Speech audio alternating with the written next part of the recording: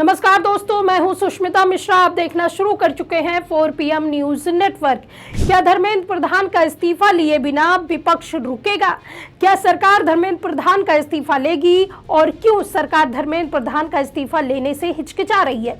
दोस्तों, वो सारे सवाल जो आज हर गली नुक्कड़, हर घर, दुकान और दफ्तरों में उठ रहे हैं, लेकिन सरकार है कि धर्मेंद्र प्रधान के सवाल पर जवाब देने से इनकार कर रही है। ना हाँ बोल रही है और ना मना कर रही है। बुधवार को आयोजित प्रेस कॉन्फ्रेंस के दौरान जब एक पत्रकार ने जेपी नड्डा से धर्मेंद्र प्रधान के इस्तीफे को लेकर सवाल पूछा तो उनसे सीधा जवाब देते नहीं बना। वहीं जेपी नड्डा की प्रेस कॉन्फ्रेंस को लेकर अखिलेश यादव ने सरकार पर तीखा तंज भी कसा। वहीं बुधवार को बीजेपी से पहले एक प्रेस कॉन्फ्रेंस राहुल गांधी ने भी बुलाई, जिसमें उन्होंने धर्मेंद्र प्रधान के धागे खोलकर रख दिए। तो कैसे पूरे छात्रों का मुद्दा अब धर्मेंद्र प्रधान के इस्तीफे पर आकर अटक गया, बताएंगे आपको इस रिपोर्ट में। दोस्तों, जब से नीट पेपर लीक का मामला सामने आया है, उसी वक्त से धर्मेंद्र प्रधान सवालों के सीधे जवाब से बचते हुए नजर आ रहे हैं और अब ऐसा लगता है कि धर्मेंद्र प्रधान का इस्तीफा पूरी मोदी सरकार का इस्तीफा बन गया है। तभी तो 21 बच्चों की आत्महत्या के बाद भी धर्मेंद्र प्रधान मजे से घूम रहे हैं, जैसे सब कुछ नॉर्मल हो, जबकि पूरे देश भर में इस वक्त छात्र और विपक्षी नेता सिर्फ एक ही मांग को लेकर सड़कों पर हैं कि सबसे पहले धर्मेंद्र प्रधान को अपनी गलती स्वीकारते हुए इस्तीफा दे देना चाहिए। कांग्रेस ने तो साफ कर दिया है कि जब तक धर्मेंद्र प्रधान इस्तीफा नहीं देते थे तब तक संसद में वो कोई बहस नहीं करेंगे। उधर बीजेपी धर्मेंद्र प्रधान के इस्तीफे और दिल्ली पुलिस द्वारा छात्रों पर की गई बर्बरता को छोड़ सिर्फ विपक्षी दलों और खासकर कांग्रेस पर छात्रों के मुद्दे पर राजनीति करने का आरोप लगा रही है, जबकि धर्मेंद्र प्रधान के इस्तीफे के सवाल पर नेता मंत्री के मुंह से एक शब्द भी नहीं निकल रहा है। केंद्रीय मंत्री जेपी नड्डा बुधवार को जब नीट पेपर लीक पर जारी विरोध प्रदर्शन के बीच प्रेस कॉन्फ्रेंस करने आए तो उन्होंने उन सवालों का जवाब ही नहीं दिया जिसको लेकर पूरा प्रोटेस्ट हो रहा है। उल्टा तो वो विपक्ष को ही नसीहत देने लगे कि छात्रों के आंदोलन का राजनीतिकरण नहीं करना चाहिए और इस पर विस्तार से संसद में चर्चा होनी चाहिए। और तो और उनके राज में पेपर लीक कैसे हुआ, इस सवालों का जवाब देने के बजाय नड्डा जी उल्टा कांग्रेस के राज में हुए पेपर लीक पर चर्चा करने लग गए। मित्रों, ये जो स्टूडेंट्स की डिमांड है, जिस विषय पर उन्होंने मुद्दे उठाए हैं पेपर लीक का, सबसे पहले तो मेरा आग्रह है कि हमें इसका राजनीतिकरण नहीं करना चाहिए और इसमें से राजनीतिक लाभ लेना उचित नहीं है। यह एक गहन समस्या है और इस समस्या का गहनता के साथ चर्चा होने की आवश्यकता रहती है। मैं यहाँ यह भी कहना चाहता हूँ कि आज शाम को 4 बजे भारत की संसद में विपक्ष के नेता श्रीमान राहुल गांधी जी ने एक प्रस्तुतिकरण दिया और उस प्रस्तुतिकरण में उन्होंने लगभग 150 पेपर लीक के बारे में उन्होंने चर्चा की। ये जांच का विषय है और सरकार एक जिम्मेवार सरकार है, इसलिए निश्चित रूप से हर एक बात का जवाब जांच के साथ साथ जनता के सामने, देश के सामने दूध का दूध और पानी का पानी रखेगी। लेकिन मैं ये ज़रूर कहना चाहता हूँ कि जो सरसरी तौर पर मुझे ध्यान में आया है, जो मैंने पेन डाउन किया है, वो आपके साथ मैं ज़रूर चर्चा करूँगा। अगर मैं बात करूँ जम्मू कश्मीर में सर्विस सिलेक्शन बोर्ड के एग्जामिनेशन में पेपर लीक हुआ, जहाँ पर कांग्रेस और एनसी की सरकार है, नेशनल कॉन्फ्रेंस की। उसी तरीके से Himachal Pradesh school examination board में उसमें पेपर लीक हुआ, जहां कांग्रेस की सरकार है। उसी तरीके से झारखंड में JAC में हिंदी और साइंस के पेपर लीक हुए झारखंड, जहां पर कांग्रेस और झारखंड मुक्ति मोर्चा की सरकार है। तेलंगाना में वहां पर इंटरमीडिएट के लैंग्वेज के पेपर लीक हुआ और वहां पर भी हमको मालूम है कि कांग्रेस और CPI की सपोर्टेड सरकार है। तेलंगाना में SSC में लैंग्वेज के पेपर लीक हुआ और वहां भी तेलंगाना में कांग्रेस पार्टी और CPI की सपोर्टेड सरकार है। तमिलनाडु में B.Ed के कोर्स पेपर में वहां पर जो जिसे हम कहते हैं Tamil Nadu teachers education university board, वहाँ भी पेपर लीक हुआ। वहाँ भी उस समय विपक्ष की सरकार थी। वेस्ट बंगाल में पुलिस कांस्टेबल का रिक्रूटमेंट एग्जाम पेपर लीक हुआ, वहाँ उस समय टीएमसी की सरकार थी। वहीं जब नड्डा से धर्मेंद्र प्रधान के इस्तीफे को लेकर सवाल किया गया तो उनसे कोई जवाब देते नहीं बना। वो उसी बात पर लौट आए जितना वो रट कर आए थे। उन्होंने इस सवाल के जवाब में भी बोल दिया कि इस पर संसद में चर्चा होनी चाहिए। एक एक सवाल कीजिए। शिक्षा मंत्री के इस्तीफे को लेकर के सरकार के किसी भी लेवल पर कोई बातचीत हो रही? नहीं, इस तरीके से नहीं होती। हम चर्चा के लिए तैयार हैं, वो पार्लियामेंट में होगी, वो अपनी बातों को रखे, सरकार जवाब देगी।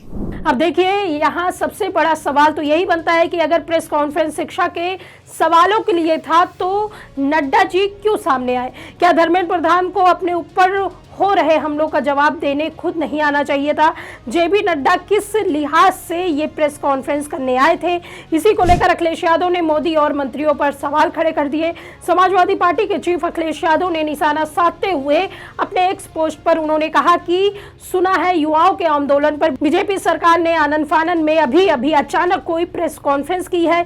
विभाग किस मंत्री का और जवाब किसी और मंत्री का। यही तथ्य बताता है कि भाजपा इस मसले को सुलझाने के लिए किस हद तक गंभीर है और एक तरह से युवाओं का मजाक उड़ाया जा रहा है। उन्होंने कहा कि युवाओं ने इस तथ्यहीन प्रेस कॉन्फ्रेंस को 0 नंबर देकर फेल करार दिया है। आपको अगर पता ना हो तो बता दें कि जेपी नड्डा केंद्रीय स्वास्थ्य मंत्री है, लेकिन उनके इस प्रेस कॉन्फ्रेंस में आने से साफ पता चलता है कि उनकी सरकार का स्वास्थ्य पूरी तरह से बिगड़ चुका है, क्योंकि पेपर लीक के मुद्दे पर छात्रों और विपक्ष के निशाने पर मुख्य तौर पर केंद्रीय शिक्षा मंत्री धर्मेंद्र प्रधान है। विपक्षी दल और कॉकरोच जनता पार्टी भी धर्मेंद्र प्रधान का ही इस्तीफा मांग रही है। कॉकरोच जनता पार्टी ने साफ कह दिया कि जब तक धर्मेंद्र प्रधान का इस्तीफा नहीं होता आंदोलन जारी रहेगा, लेकिन इसके बावजूद भी प्रेस कॉन्फ्रेंस से धर्मेंद्र प्रधान गायब रहे। अब देखिए, जेपी नड्डा की इस प्रेस कॉन्फ्रेंस से पहले राहुल गांधी ने भी एक प्रेस कॉन्फ्रेंस की थी, जिसमें उन्होंने अपने अंदाज में मोदी और उनके प्रिय शिक्षा मंत्री की बैंड बजाकर रख दी थी। नई दिल्ली स्थित कांग्रेस मुख्यालय इंदिरा भवन में बुलाई गई प्रेस कॉन्फ्रेंस में संबोधन से पहले राहुल गांधी ने एक वीडियो चलाया। उसमें पुलिस छात्रों पर लाठीचार्ज कर रही थी। उसके बाद उन्होंने सरकार को घेरना शुरू कर दिया। इस दौरान उन्होंने कई सवाल उठाए। उन्होंने क्या कुछ कहा, सुनिए। हमें लगा कि अगर हिंदुस्तान के स्टूडेंट्स सड़क पे हैं तो ऑपोजिशन को भी सड़क पे होना चाहिए, पहली बात। दूसरी बात, हमारी नेचुरल स्पेस पार्लियामेंट है और प्राइम मिनिस्टर हाउस जाने से पहले ऑपोजिशन स्पीकर के पास गए, उनके कमरे में गए, रिस्पेक्टफुली गए और हमने स्पीकर से कहा देखिए यह बहुत बड़ा मुद्दा है, आप हमें बोलने दीजिए, इसके बारे में डिस्कशन करने दीजिए। स्पीकर ने कहा कि देखिए मैं सरकार से पूछूंगा, meaning it is not speakers decision, it is सरकार डिसीजन। ठीक है, पूछिए। पूछने के बाद कोई डिस्कशन नहीं, पूरे इशू को इग्नोर कर दिया। ठीक है, Dharmendra Pradhan, just put that other slide, Dharmendra Pradhan एक सिंबल है। धर्मेंद्र प्रधान is a symbol and the students have pain about how they have been treated. That symbol has to be removed. Out of respect to the students, that symbol has to be removed, number one. Number two, that symbol has to be removed because he is a completely incompetent, probably collusive person in this drama. We know his background. We know how clean he is. We know the type of person he is. There's a history here. And to send a message to the country that we are listening to the students, we respect their sentiment, this man's got to go.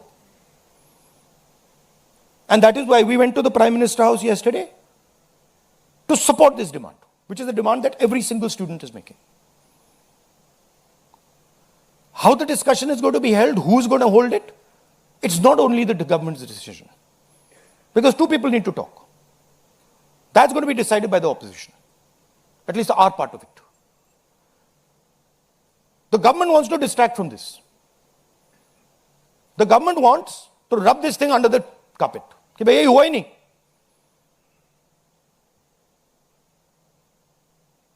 और हम चाहते हैं कि ये central issue है और ये central issue पर रेजोल्यूशन आए.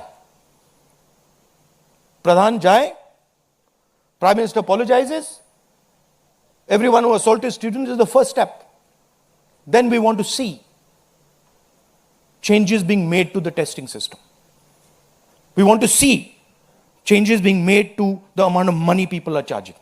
आज सत्ता की आंखों में आंखें डालकर पत्रकारिता करना मुश्किल हो गया है. हम पर मुकदमे से लेकर चैनल को बंद करने का दबाव बनाया जा रहा है. मुश्किल दौर है, लेकिन हम हार नहीं मानेंगे. इसलिए 4 PM को ज़्यादा से ज़्यादा ज्वाइन करें और स्वतंत्र पत्रकारिता को जिंदा रखने के लिए जितना हो सके हमारा आर्थिक सहयोग करें. उम्मीद है कि आपके सपोर्ट से ये जंग भी हम जीत जाएंगे. आखिर में सवाल फिर वही आकर खड़ा हो जाता है कि अगर सरकार को लगता है कि सब कुछ पारदर्शी है, जांच सही दिशा में चल रही है और छात्रों के साथ न्याय होना चाहिए, तो फिर धर्मेंद्र प्रधान के इस्तीफे के सवाल से बचने की जरूरत क्यों पड़ रही है? आखिर क्यों पूरा मंत्रिमंडल उनके बचाव में खड़ा दिखाई दे रहा है, लेकिन खुद शिक्षा मंत्री सामने आकर जवाब नहीं दे रहे हैं? विपक्ष साफ तौर पर कह चुका है कि जब तक धर्मेंद्र प्रधान इस्तीफा नहीं दे देंगे, संसद से लेकर सड़क तक संघर्ष जारी रहेगा. दूसरी तरफ छात्र भी अपनी मांगों से पीछे हटने को तैयार नहीं है. ऐसे में यह मामला अब सिर्फ एक मंत्री के इस्तीफे तक नहीं है, बल्कि सरकार की जवाबदेही और विश्वसनीयता की परीक्षा बन चुकी है. अब देखना होगा कि मोदी सरकार दबाव के आगे झुककर कोई बड़ा फैसला लेती है या फिर टकराव का यह दौर और लंबा खिंचता चला जाएगा. इस पर आपकी क्या राय है, हमें कमेंट करके जरूर बताइए. वीडियो पसंद आई हो तो लाइक करें और हमारे चैनल को सब्सक्राइब करना बिल्कुल ना भूलें. मिलते हैं आपसे अगली वीडियो में. तब तक के लिए दीजिए हमें इजाजत. नमस्कार.